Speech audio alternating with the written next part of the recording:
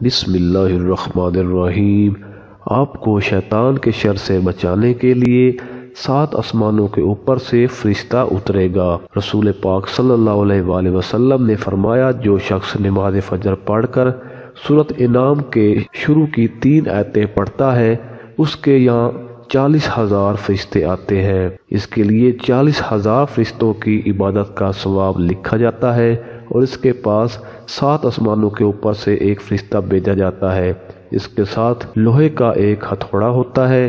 اگر شیطان اس کے دل میں کوئی بری بات ڈالتا ہے تو فرشتہ اسے اتنا زور سے مارتا ہے کہ اس کے اور اس شیطان کے درمیان 70 پردے حائل ہو جاتے ہیں۔ پھر جب قیامت کا دن ہوگا، اللہ تعالیٰ فرمائے گا، میں تیرا پروردگار ہوں اور تم میرے بندے ہو، تم میرے سایہ رحمت میں چلو اور کوثر سے پیو اور سلسلیب سے غسل کرو اور بلا حساب و عذاب جنت میں داخل ہو جاؤ۔